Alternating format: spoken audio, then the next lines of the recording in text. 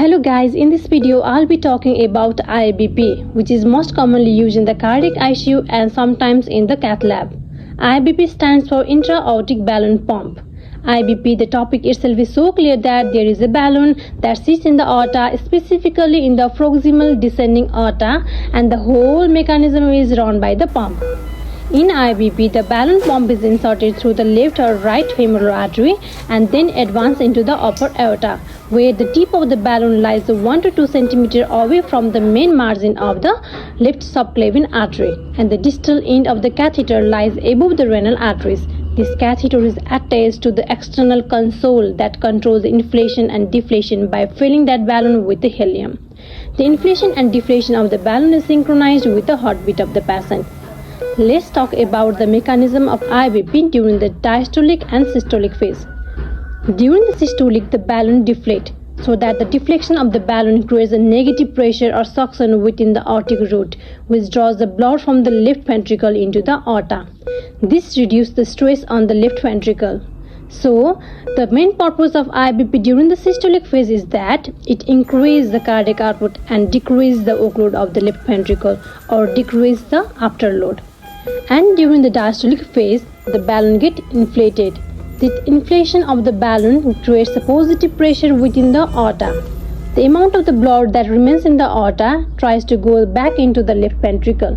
But unfortunately, the aortic valve gets closed during the diastolic phase, thus the remaining blood gets pushed into the coronary arteries. Thus, the main benefit of IABP during the diastolic phase is that it augments the diastolic pressure and increase the coronary perfusion. So it is mostly used in the myocardial ischemia.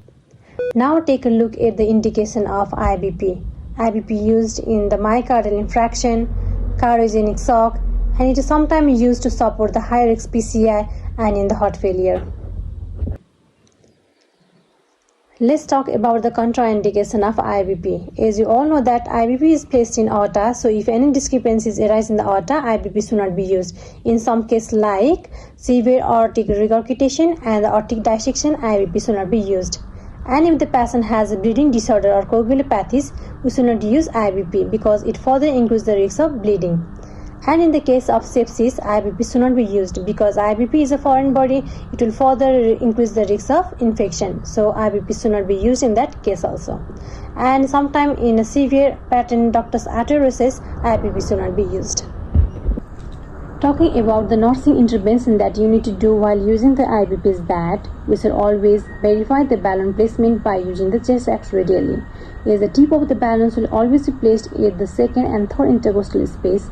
If in case balloon is mispositioned and reached higher than expected, it will block the blood flow to the left arm as well as in the head by blocking the left subclavian arteries. So being a nurse, we should always check the left radial pulse. And at the same time, we should also monitor the urine output because if the IABP is placed lower than the expected, it will occlude the renal artery. So the renal perfusion will be decreased. Ultimately, the urine output will also get decreased. And we shall always check the insertion site in every shift to make sure that the insertion site is free from bleeding, hematoma and the infection. If in case bleeding occur, apply the manual pressure unless the bleeding stops. If IABP is placed through the femoral site, then never forget to assess the color and the pedal pulse and the temperature of the affected leg. Yes, the patient position plays a key role in the IABP function. So, to avoid kinking, hip flexion and the malposition, the head of the bed should always be kept less than the 30-degree angle. And we should also check the tubing of the patient. If the blood is seen in the catheter, it means that there is a rapid gas loss or a gas leak. So, we should be ready for the removal of IABP by stopping the IABP.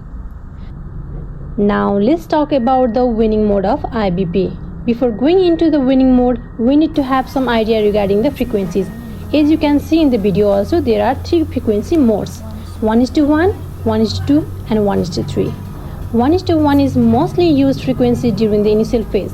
In this frequency, IABP augments in every bit. In 1:2, in this frequency, IABP augments in every other bit.